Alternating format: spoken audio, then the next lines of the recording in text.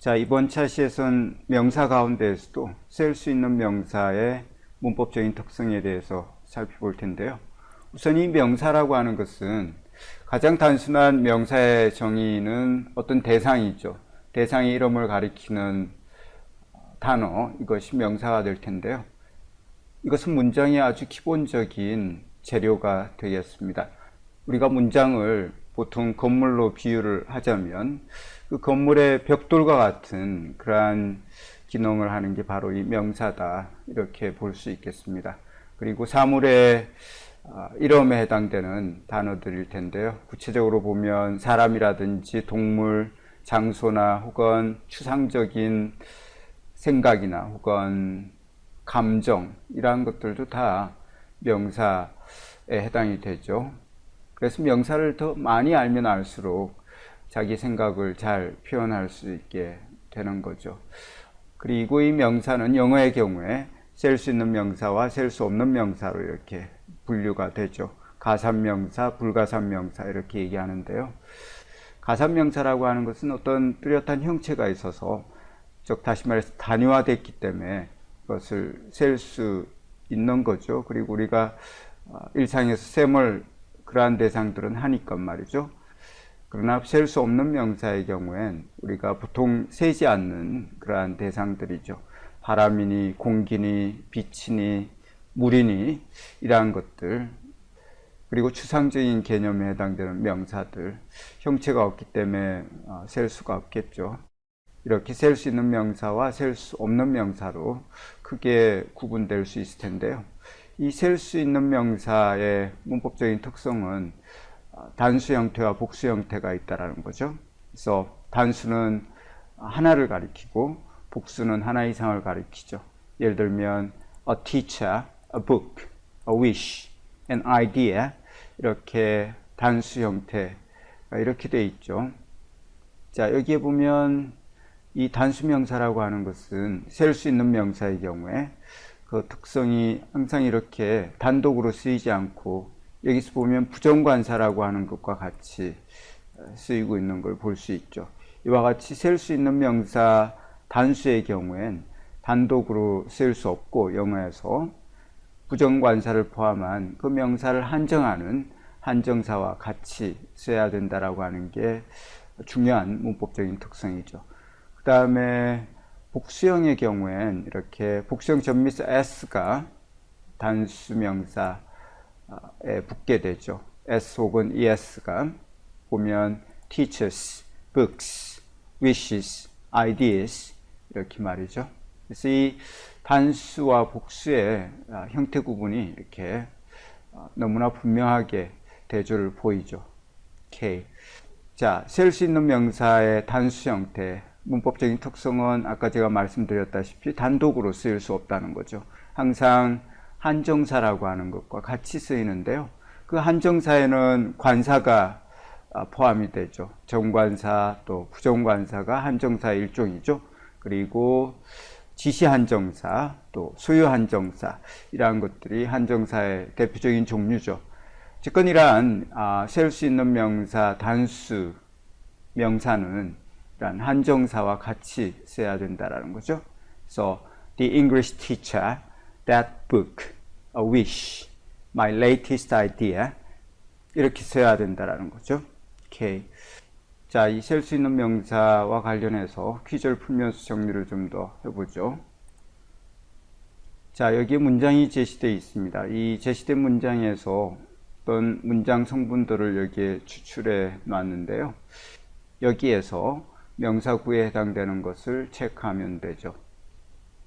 명사구라고 하는 것은 기본적으로 명사가 포함이 되어 있어야 되죠. 그리고 이 명사를 한정하는 한정사와 명사의 결합일 수도 있고, 그 다음에 한정사 다음에 선택적으로 형용사가 들어가고 명사가 이어지는 이것이 명사구의 전형적인 구조가 되겠습니다. 그래서 한정사 플러스 선택적으로 형용사가 들어가고 그 다음에 명사가 이어지는 하나의 완전한 의미 단위, 이것이 명사구가 되죠. 여기에 첫 번째 문제 볼까요? Sorry, can I borrow your pen? I need to write something down. 미안하지만 펜 좀 빌릴 수 있을까요? 뭘 좀 써야 되겠습니다. 이렇게 했어요. Need to write something down. Your pen. 예.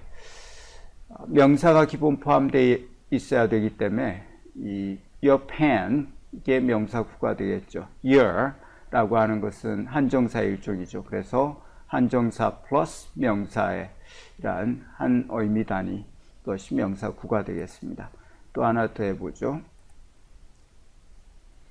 Is it okay if I close the window? It's getting a bit cold. 예. 창문을 좀 닫아도 될까? 날씨가 약간 추워지고 있네. 이렇게 되겠어요. A bit cold. The window is getting 이라고 되어 있는데요. window가 명사죠. 그리고 the가 한정사의 일종인 정관사죠. 그래서 한정사와 명사의 결합. 이것이 명사구죠. 오케이. 나머지 여러분들 해보실까요?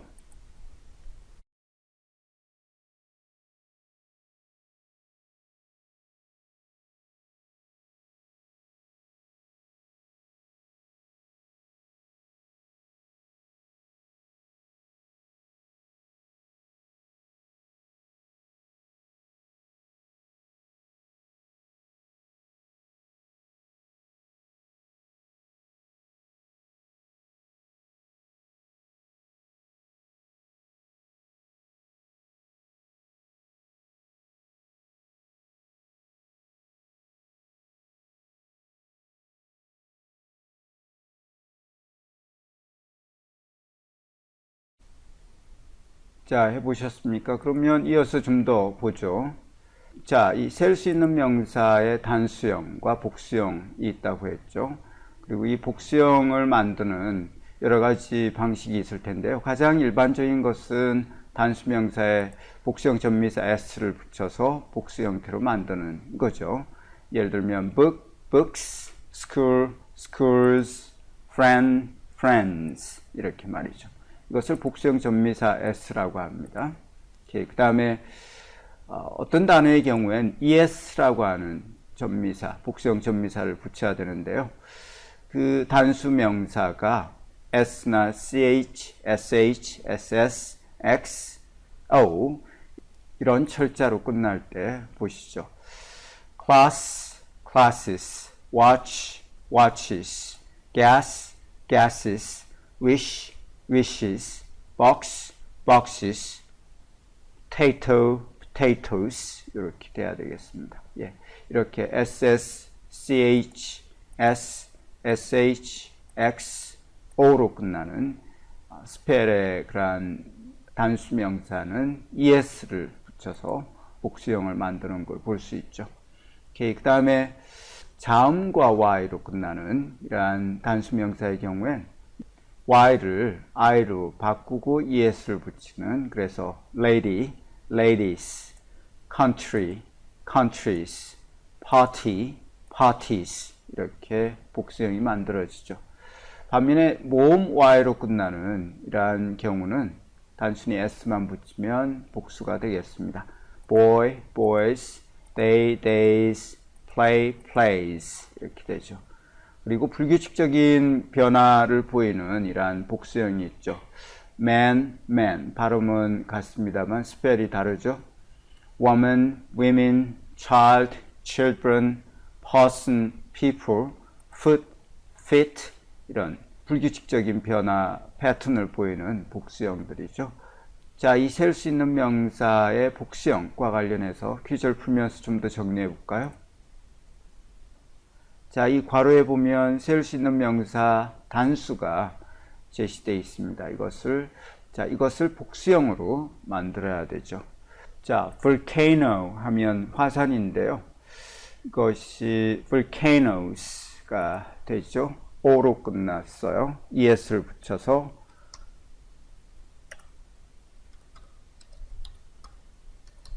volcanoes, volcanoes 하면 복수가 되죠. 그 다음에 elephant는 elephants s를 붙이면 되죠.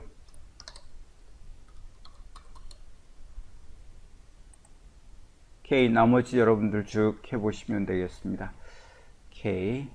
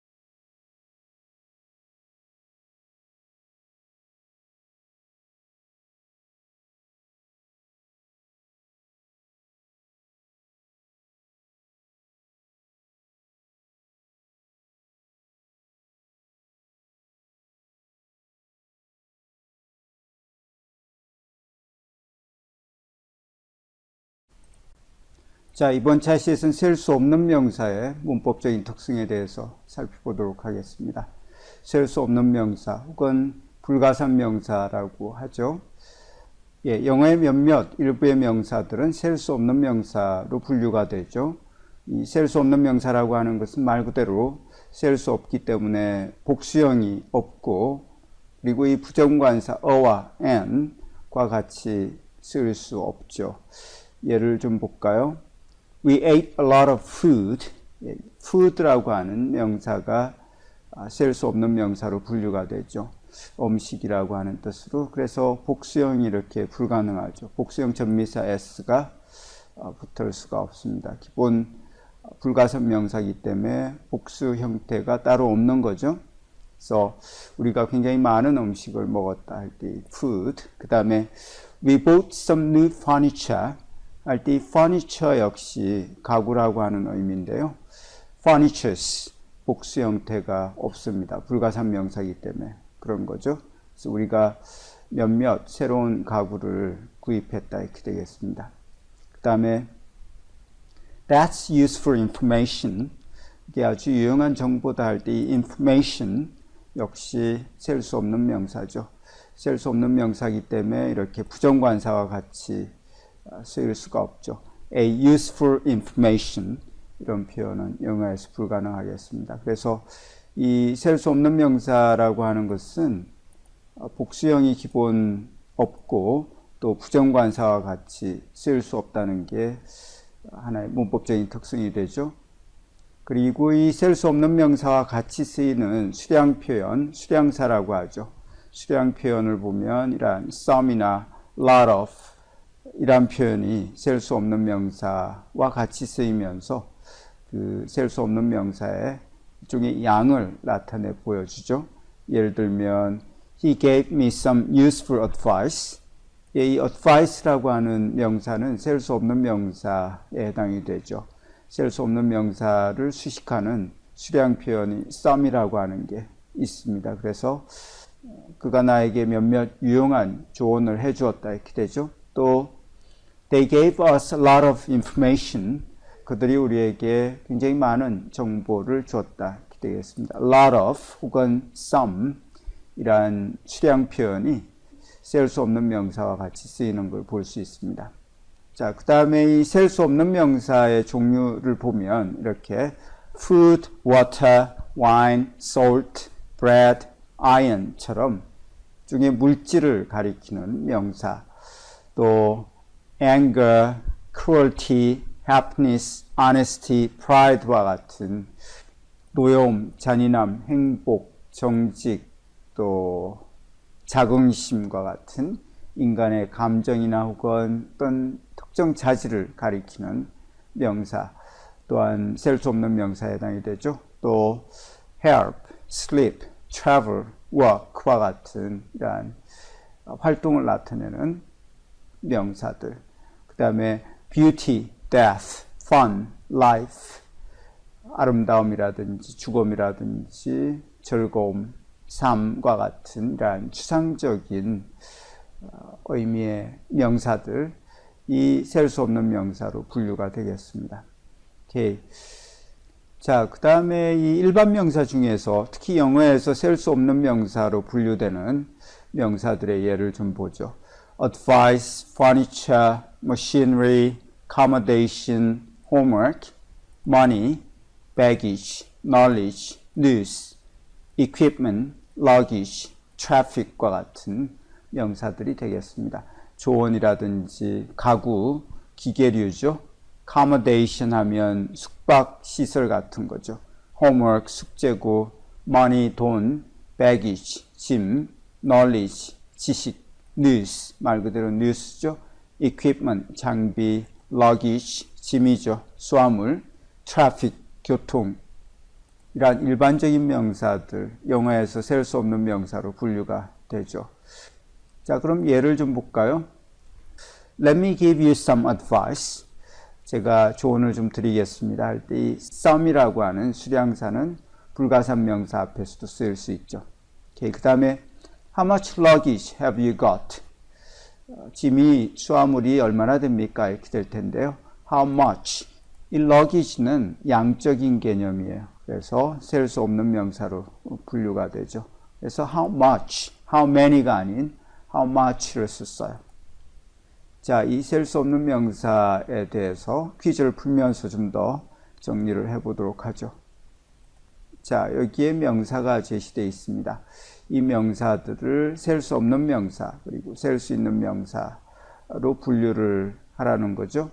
그래서 셀 수 없는 명사의 경우엔 some 다음에 이렇게 올 수 있겠죠. 반면에 셀 수 있는 명사의 경우엔 부정관사와 같이 이렇게 쓰일 수 있겠습니다. 보죠. some traffic. traffic은 교통, 셀 수 없는 명사죠. 그러니까 여기에 traffic 이렇게 분류가 되겠습니다. 그 다음에 셀 수 있는 명사 back, a back 가능하죠. 자, 나머지 명사들 셀 수 없는 명사와 셀 수 있는 명사로 분리해서 채워넣어 보시기 바랍니다. 오케이.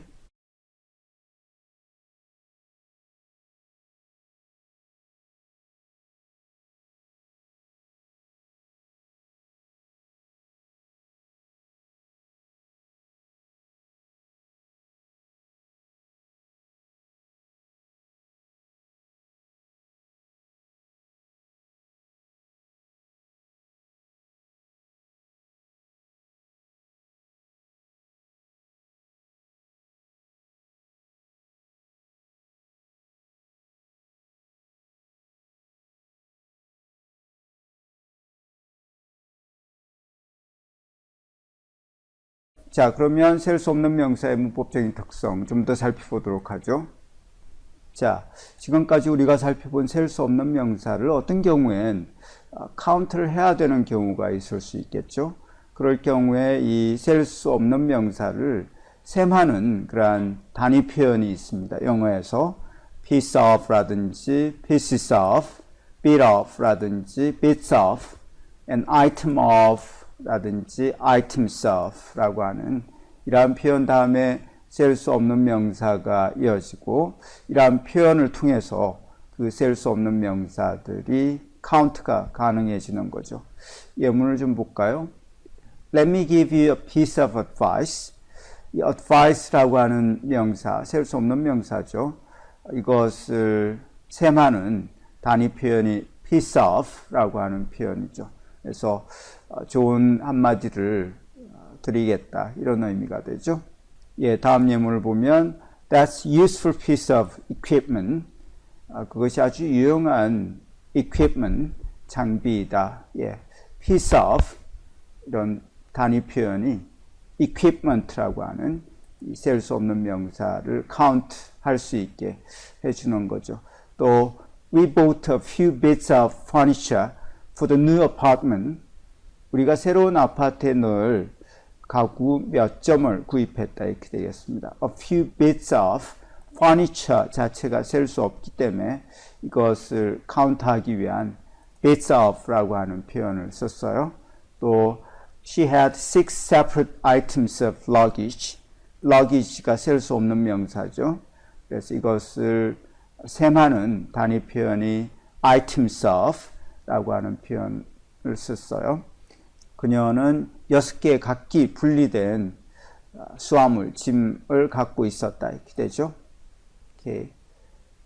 그리고 이 accommodation, money, traffic과 같은 불가산 명사는 방금 우리가 살펴봤던 이러한 불가산 명사의 이른바 단위 표현 가지고 셈할 수 있는 게 아니고 이것은 전혀 다른 명사를 통해서 셈할 수 있다는 것을 볼 수 있습니다.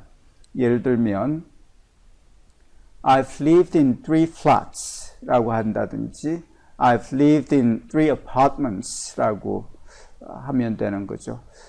bits of accommodation 이렇게는 표현이 불가능하다는 거죠. accommodation과 유사한 다른 명사 표현으로 이렇게 count가 되는 걸 볼 수 있습니다.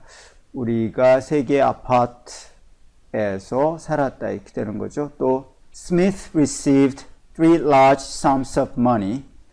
money, pieces of money 이런 표현이 불가능하기 때문에 sums라고 하는 이러한 다른 표현을 통해서 셀 수 있게 되는 거죠. money가. 그래서 스미스는 3개의 큰 그 양의 돈을 받았다 이렇게 되겠습니다. 또 자, we got stuck in 2 traffic jams.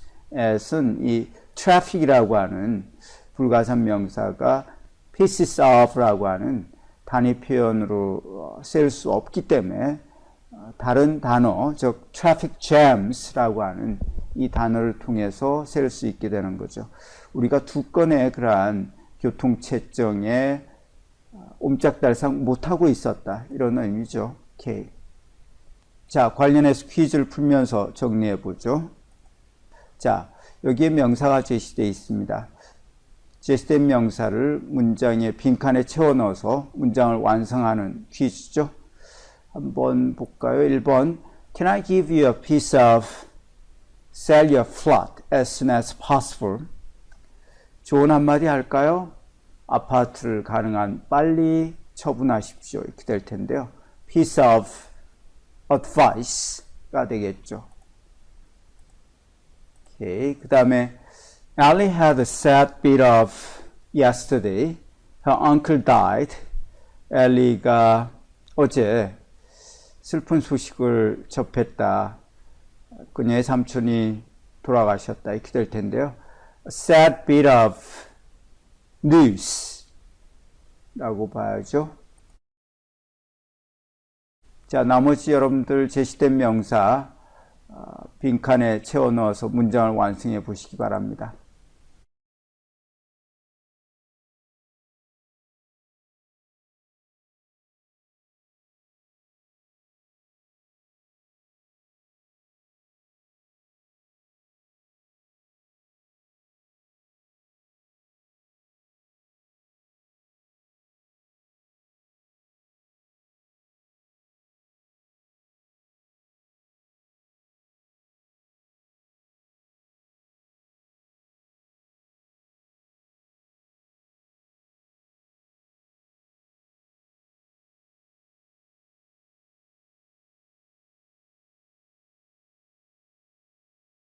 여러분, 방금 어떤 방에 들어가서 의자 2개, 탁자 하나, 그리고 침대 하나를 손가락으로 가리키며 영어 원어민 친구에게 이렇게 말했다고 한번 상상해 보세요. I have 3 furnitures. 생각만 해도 그 원어민 친구 표정이 눈에 환한데요. 그쵸. 아마 그 친구는 여러분이 무슨 물리법칙이라도 깬 것처럼 아주 당황스러운 표정으로 쳐다볼 겁니다. 왜냐고요? 그들의 머릿속에서 그 가구, 그러니까 퍼니처라는 것은 이 현실 세계에 물리적으로 존재하는 실체가 아니거든요. 우리가 매일 안고 눕는 가구가 현실에 존재하지 않는다니? 와, 이거 시작부터 굉장히 도발적인데요. 하긴 한국어 마인드로는 참 이해하기 힘들죠. 하지만 이게 영어라는 언어의 가장 깊은 무의식을 들여다보면 사실입니다. 네네. 오늘 우리가 영국문화원의 언어학습 자료와 대학의 영문법 공개 강의 자료들을 바탕으로 파헤쳐볼 이번 심층 탐구의 주제가 바로 그 지점입니다. 아, 좋습니다.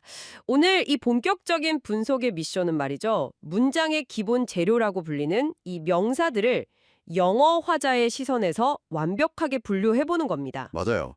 그들이 세상을 어떻게 셀 수 있는 것과 셀 수 없는 것으로 쪼개 인식하는지 그 거대한 인지적 지도를 펼쳐보는 거죠. 사실 우리가 흔히 영어를 배울 때 단어장 오른쪽에 적힌 한국어 뜻만 달달 외우고 넘어가잖아요. 네, 펜은 펜이다, 워터는 물이다, 막 이런 식으로요. 맞아요. 그런데 막상 입을 열어 I need pen이라고 말하면 원어민들 귀에는 그 문장이 마치 나사가 하나 빠진 기계처럼 들린다는 게 문제죠. 한국어의 관점에서는 전혀 문제가 없는 문장인데도 말이죠.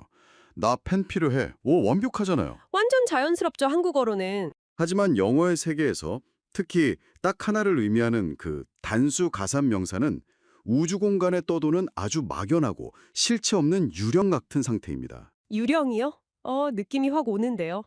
영어는 무엇이든 명확하게 경계를 긋고 대상을 특정하는 것을 강박적으로 좋아하는 언어거든요. 아, 그러니까 명사 혼자서는 문장이라는 현실 세계에 뚝 떨어질 수 없다는 거군요. 네, 절대 단독으로 쓸 수 없습니다. 예전에는 이걸 두고 단수 명사는 혼자 파티에 못 가는 VIP라서 에스코트가 필요하다고 외웠었거든요. 아, 그 뷰도 좋네요. 근데 방금 말씀하신 그 강박적인 명확성을 생각해보면 약간 다른 비유가 떠올라요. 마치 지도 어플리케이션의 빨간색 GPS 핀 같달까요? 오, GPS 핀이요? 그거 아주 훌륭한 비유입니다. 펜이라는 수많은 가능성의 지도 위에 내가 지금 당장 말하고자 하는 그 대상이 정확히 어디 있는지 핀을 딱 꽂아주는 거죠. 그 핀이라는 비유가 문법에서 말하는 한정사, 디터미너스의 역할을 훨씬 더 정확하게 설명해 주네요. 역시 한정사가 핀이었군요. 네, 영어를 쓸 때 단수 가산 명사는 반드시 이 한정사라는 핀을 꽂아줘야 의미가 완성됩니다. 자료에 등장하는 실전 예제를 한번 볼까요? 네네, 들어보죠. Sorry, can I borrow your pen?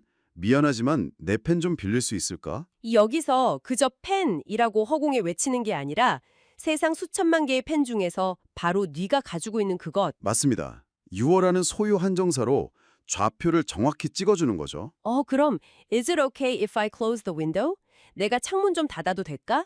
이 문장도 마찬가지겠네요. 정확합니다. 그냥 창문이라는 일반적인 개념이 아니라 지금 너와 내가 이 방에서 공통으로 인식하고 있는 바로 그 창문이라는 좌표를 더라는 정관사가 찍어주는 거잖아요. 네, 아주 완벽하게 이해하셨어요. My latest idea, that book, the English teacher. 뭐 이런 것들 모두 명사 앞에 한정사가 붙는 거군요. 그렇죠. 때로는 그 사이에 형용사까지 끼어들어서 한정사 더하기 형용사 더하기 명사라는 완벽한 의미 덩어리를 만들어내는 겁니다. 아, 우리가 무의식적으로 어나 더를 빼먹고 말할 때 원어민들이 찰나의 혼란을 느끼는 이유가 바로 그 좌표 핀이 누락되었기 때문이었네요. 맞아요. 이 핀을 제대로 꽂는 순간부터 비로소 영어가 모국어인 사람들의 사고방식에 동기화되기 시작하는 겁니다. 좋아요. 핀을 꽂아서 하나의 대상을 명확하게 특정하는 법은 확실히 감을 잡았습니다. 네. 그런데 이 대상이 하나가 아니라 여러 개. 그러니까 복수가 되면 영어가 갑자기 우리를 시험에 빠뜨리는 것 같아요. 아, 스펠링 규칙 말씀하시는 거죠? 네. 세상의 모든 걸 명확하게 쪼개고 싶어 한다면서 복수형을 만드는 규칙은 왜 그렇게 너저분한 겁니까? 너저분하다고요? 아니 그냥 단어 뒤에 깔끔하게 전부 s만 붙이면 우리 모두가 평화로울 텐데요. books, schools, elephants 이렇게요. 왜 어떤 건 es를 붙이고 어떤 건 모양을 기괴하게 바꾸는 거죠? 이게 겉보기에는 원칙 없이 사람을 괴롭히는 규칙 같지만요. 사실 이건 문법의 문제가 아닙니다. 문법이 아니면요? 인간의 혀와 턱이 가진 물리적 한계, 즉 인체공학의 문제죠. 아, 발음하기 편하려고 그런 건가요? 빙고! 발음의 편의성을 위한 인류의 생존 본능이라고 할 수 있습니다. 오, 생존 본능 퍼주 나오나요? 그치? S, C, H, S, S, C, H, X로 끝나는 명사들을 한번 떠올려 볼까요? 클래스, 워치, 박스 같은 단어들이요. 네, 그런 단어들 끝에 그냥 S를 하나 더 붙여서 빠르게 한번 발음해 보세요. 클래스스, 워치스, 박스스. 이거 무슨 뱀이 기어가는 소리 같기도 하고 혀가 입천장에 붙어서 떨어지질 않는데요? 그렇죠. 방금 느끼신 그 불편함, 그걸 해소하기 위해 수백 년 전에 영어 화자들도 똑같은 고민을 했던 겁니다. 아하, 도저히 발음이 안 되니까 꼼수를 쓴 거군요. 맞아요. 그 마찰음들 사이에 부드러운 모음 사운드를 하나 슬쩍 끼워 넣은 거죠. 그래서 ES가 탄생한 거구나. 네, 클래시스, 워치스, 박시스. 훨씬 숨통이 트이지 않나요? 와, 확실히 혀가 편안해지네요. 혀가 꼬여서 죽지 않으려는 언어의 진화 과정이었어요. 언어는 결국 사람들이 매일 입 밖으로 내뱉으며 깎여나가는 강가의 조약돌 같은 거니까요. 그럼 저 끝이 Y로 끝나는 건 어떻게 설명이 되나요? Y로 끝나는 단어들이요? 네, 그 컨트리나 파티 같은 건 Y를 I로 바꾸고 ES를 붙이는데 보이, 그러니까 소년이나 데이, 하루는 그냥 가볍게 S만 딱 붙이잖아요. 아, 그 지점이 바로 발음의 경제성이 가장 잘 드러나는 부분입니다. 경제성이요? 컨트리처럼 자음 뒤에 Y가 오는 경우 그걸 복수형으로 발음할 때 모음의 성격을 띠는 Y를 입술 모양이 비슷한 I로 바꿔주고 ES를 붙여야 발음의 흐름이 안 끊기거든요. 아, 혀의 동선 낭비를 줄이는 거군요. 반면 보이나 데이는 이미 O와 Y, A와 Y가 하나의 덩어리로 부드러운 모음 소리를 내고 있죠. 아하, 그러니까 굳이 스펠링을 바꿀 필요 없이 뒤에 그냥 S만 얹어주면 깔끔하게 끝나는 거네요. 그렇습니다. 그럼 맨이 되고 무먼이 위민으로 스펠링 자체가 통째로 변해버리는 그 불규칙 변화들은요? 이건 발음이 편해지는 것과도 딱히 상관없어 보이는데요. 그건 아주 오래전 고대 영어 시적의 문법 규칙이 화석처럼 굳어져서 현대까지 살아남은 예외적인 케이스들입니다. 아, 옛날 문법의 흔적이군요. 네, 수천 년의 시간 동안 너무나 일상적으로 매일매일 빈번하게 쓰이던 아주 기본적인 단어들이다 보니까요. 사람들이 너무 많이 써서 자기들만의 형태를 굳힌 거구나. 그렇죠. 언어의 주류 규칙이 이리저리 변하는 와중에도 자기들만의 고집스런 형태를 유지해온 겁니다. 박물관에 전시된 고고학적 유물처럼 그 흔적 자체를 흥미롭게 바라보면 되겠네요. 네, 맞습니다. 자, 우리가 셀 수 있는 명사들의 진화 과정까지 살펴봤는데요. 사실 영어 화자들의 이 강박적인 경계짓기는 지금까지 다룬 내용에서 끝나지가 않습니다. 이제 진짜 하이라이트가 남았죠. 맞아요. 세상에는 아무리 핀을 꽂으려 해도 꽂을 수 없고 복수형도 만들 수 없는 녀석들이 있잖아요. 바로 형태가 없는 것들, 불가산 명사의 영역으로 넘어가 보죠. 네, 셀 수 없는 명사들입니다. 자료에 보면 얘네들은 아예 처음부터 어나 언을 쓸 수도 없고 뒤에 s를 붙일 수도 없다고 아주 명시되어 있더라고요. 영어 화자들의 인지 구조에서 불가산 명사는 애초에 개수라는 개념 자체가 성립하지 않는 대상들이거든요. 개수가 성립을 안 한다. 네, 자료를 보면 크게 4가지 카테고리로 나뉩니다. 첫째, 물이나 음식처럼 형체를 규정할 수 없는 물질, 푸드나 워터 같은 거죠. 물은 진짜 못 쓰죠. 흘러내리니까. 둘째는 분노, 자긍심, 정직함 같은 인간의 감정이나 성향입니다. anger, pride, honesty요. 감정도 당연히 안 보이니까 패스. 셋째, 수면이나 여행 같은 활동, sleep, travel. 그리고 넷째, 아름다움, 죽음 같은 추상적 개념, beauty, death 같은 단어들입니다. 결국 개수를 못 세니까 양으로 승부하는 수밖에 없겠네요. 그렇죠. 그래서 some이나 a lot of, 그리고 의문문에서는 how much 같은 수량사를 명사 앞에 딱 붙이는 겁니다. 아, 그래서 we ate a lot of food. 우리는 음식을 많이 먹었다. 여기서 foods라고 s를 붙이면 절대 안 된다는 거고요. 네, 절대 안 됩니다. Let me give you some advice. 조언 좀 해줄게. 이렇게 some을 써서 막연한 양을 나타내야 하고요. How much luggage have you got? 짐이 얼마나 되시나요? 라고 물을 때도 마찬가지겠네요. 캐리어가 몇 개인지 how many로 묻는 게 아니라 전체적인 짐의 양을 묻는 how much가 아주 자연스럽게 튀어나와야 하죠. 잠깐만요. 바로 그 부분입니다. 네, 어떤 부분이죠? 물이나 공기, 감정이나 뭐 그런 추상적인 개념은 뭉게뭉게 피어오르는 연기 같으니까 못 세는 거 너무나 당연해요. 이해합니다. 네네. 하지만 한국인 학습자로서 제가 뼈저리게 부딪히는 모순이 있습니다. 아까 오프닝에서도 언급했던 가구, 퍼니처요. 그리고 방금 말씀하신 수화물, 러기지나 배기죠. 아, 올 것이 왔네요. 아니 제가 어젯밤에도 침대에 발가락을 부딪혀서 엄청 아팠는데 이게 어떻게 실체가 없는 추상적 개념입니까? 하하, 많이 아프셨겠네요. 공항에 가면 컨베이어 벨트 위에 그 네모난 캐리어들이 하나, 둘, 셋 아주 명확하게 돌아가고 있잖아요. 왜 눈앞에 뻔히 보이는 걸 못 센다고 우기는 걸까요? 오히려 반대입니다. 영어 화자들은 눈앞에 보이는 그 구체적인 사물들을 세지 않는 게 아니에요. 그럼요. 질문자님이 발가락을 부딪힌 건 가구가 아니라 침대, 즉 베드라는 가산 명사입니다. 아, 베드. 공항에서 돌아가고 있는 건 수화물이 아니라 수트케이스, 캐리어라는 셀 수 있는 명사고요. 잠깐만요. 그러니까 영어에서 furniture나 luggage는 눈에 보이는 개별 물건을 가리키는 단어가 아닙니다. 그럼 뭐죠? 침대, 책상, 의자를 모두 덮고 있는 거대한 투명한 우산, 즉 카테고리 전체를 아우르는 추상적인 개념인 거죠. 와, 대박. 그러니까 제 눈앞에 있는 건 가구라는 실체가 아니라 의자인데 영미권 사람들은 그걸 상위 개념으로 묶어서 부를 때 물리적인 형체를 아예 지워버린다는 거군요. 정확히 그겁니다. 개념은 만질 수도 없고 테두리도 없으니까요. 와, 소름 돋네요. 그래서 어드바이스나 인포메이션도 하나, 두 개로 떨어지는 물건이 아니라 추상적인 덩어리인 것이고요. 아, 그래서 인포메이션에 S를 안 붙이는구나. 네, 심지어 학생들을 끔찍하게 괴롭히는 홈워크조차도 개별적인 수학 문제나 영어 에세이를 가리키는 게 아니에요. 집에서 해야 하는 학업적 의무라는 총체적 개념이기 때문에 셀 수 없는 겁니다. 하긴 숙제라는 게 딱히 모양이 있는 건 아니니까요. 듣고 보니 그들의 머릿속이 완벽하게 이해가 가네요. 다양이네요. 하지만 전문가님, 여기서 아주 치명적인 현실적 딜레마가 발생합니다. 어떤 딜레마죠? 개념적인 덩어리인 건 알겠어요. 그런데 살다 보면 반드시 야, 나한테 진짜 기가 막힌 조언 3가지가 있어. 라거나 새 아파트에 놓을 가구 2점을 샀어. 라고 명확하게 숫자로 쪼개서 말해야 할 때가 있단 말이죠. 그렇죠. 실생활에서는 숫자가 필요하죠. 셀 수 없다고 문법이 못 박아놨으니 이럴 때는 뭐 그냥 손가락으로 숫자 3을 펴 보이며 바디랭귀지를 해야 합니까? 그럴 필요 없습니다. 인간의 언어는 그렇게 꽉 막혀 있지 않거든요.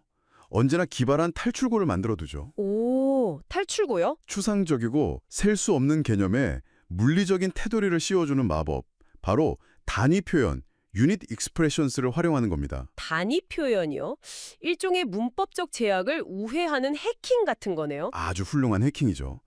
물이라는 물질 자체는 손으로 줄 수 없지만 그걸 컵이라는 그릇에 쏟아부으면 물 1컵, a cup of water, 물 2컵으로 깔끔하게 살 수 있게 되잖아요. 아, 컵이라는 그릇. 네. 형태가 없는 불가산 명사라는 물을 담아내는 언어의 그릇이 바로 단위 표현입니다. 자료에 등장하는 a piece of, a bit of, an item of 같은 표현들이 그 대표적인 그릇들이죠. 아, 그래서 원어민들이 Let me give you a piece of advice. 조언 한마디 해줄게. 이 문장을 그토록 입에 달고 사는 거군요. 맞습니다. 조언이라는 추상적인 덩어리를 a piece of 라는 조각 그릇에 담아서 하나짜리 정보로 딱 만들어준 거네요. 와, 다른 실전 예제들도 이제야 퍼즐이 맞춰집니다. That's a useful piece of equipment. 그건 유용한 장비 한 점이다. 그렇죠.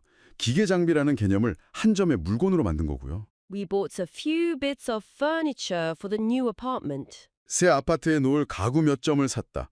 여기서도 a few bits of라는 그릇을 활용했는데요.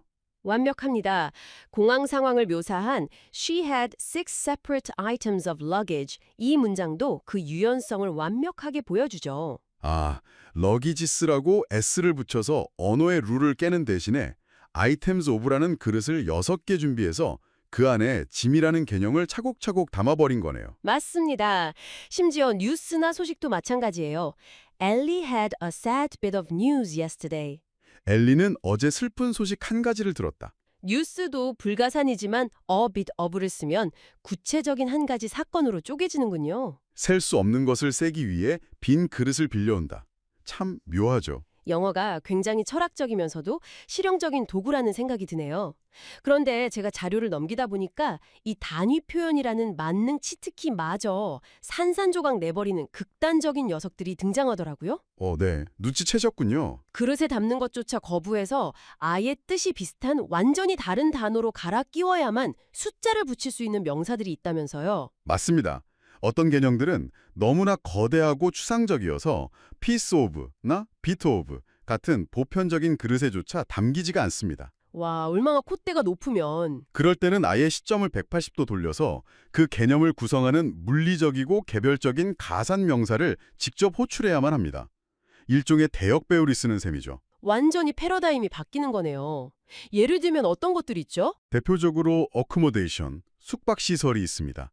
여행을 가서 세 곳의 숙소에 머물렀다고 할 때 three pieces of accommodation 이라고 하면 굉장히 어색하게 들립니다. 그럼 뭐라고 해야 하죠?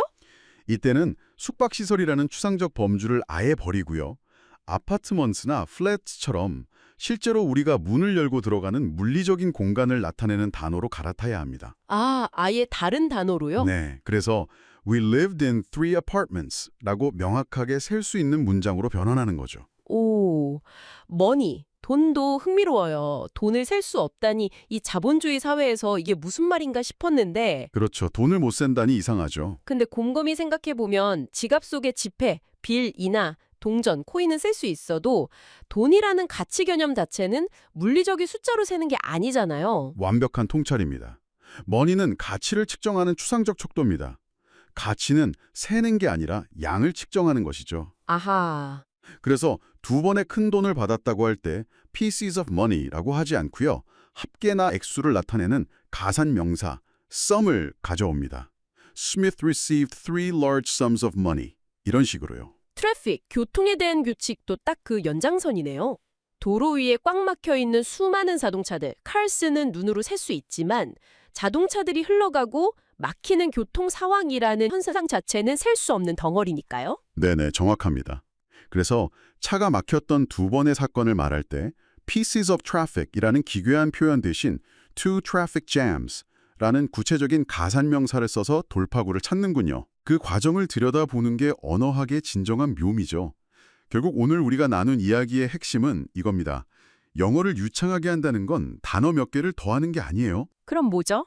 특정 대상을 바라볼 때 그것을 독립된 개별 실체로 볼 것인가 아니면 추상적인 현상과 덩어리로 묶어서 볼 것인가 하는 원어민 특유의 인지적 해상도를 내 머릿속에 설치하는 과정이라는 거죠. 맞아요. 하나의 단어가 문장 속에서 어떻게 행동하는지, 혼자 설 수 있어서 한정사라는 핀을 꽂아야 하는지, 아니면 형태가 없어서 피소브 같은 그릇에 담아야 하는지, 네, 이 가산성이라는 본질적인 속성을 이해하지 못하면 결코 완벽한 문장을 출력할 수 없다는 걸 오늘 정말 깊이 깨달았습니다. 처음에는 이 모든 규칙이 하나하나 따져가며 세워야 하는 되게 피곤한 제약처럼 느껴질 수도 있어요. 솔직히 좀 피곤하긴 하죠. 하지만 단수 명사 앞에 덜을 정확히 붙이고 불가산 명사에 단위 표현을 유연하게 활용하는 이 미세한 조정들이 쌓일 때 비로소 여러분이 구사하는 영어에 생명력이 깃들고 의도가 아주 뾰족해질 겁니다. 자, 영문법 강의와 영국문화원 자료를 넘나들었던 오늘의 깊이 있는 탐험을 슬슬 마무리할 시간인데요.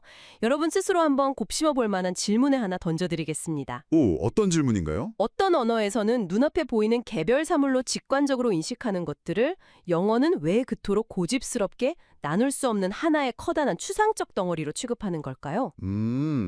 언어와 사고의 관계네요. 어쩌면 언어가 세상을 가산과 불가산으로 어떻게 쪼개고 분류하느냐가 단순한 문법의 차이를 넘어서 그 언어를 사용하는 사람들이 세상을 이해하고 관계 맺는 방식 자체를 결정하는 건 아닐까요? 생각할 거리를 툭 던져주시네요. 여러분, 내일 아침에 피곤한 몸을 이끌고 부엌에서 커피를 내리실 때 말이죠. 나는 지금 찰랑거리는 물질의 덩어리인 썸커피를 만들고 있는 건지 아니면 완벽하게 계량되어 잔에 담긴 하나의 독립된 단위인 a cup of coffee를 마실 건지 스스로에게 한번 속삭여 보세요. 일상에서 바로 적용해 볼 수 있겠네요. 여러분이 방금 세상을 어떤 필터로 쪼개어 보았는지 그 짜릿한 인지의 순간을 경험하시게 될 겁니다. 오늘의 심층 탐구는 여기서 마칩니다. 다음 시간에도 여러분의 세상을 넓혀줄 흥미로운 통찰과 함께 돌아오겠습니다.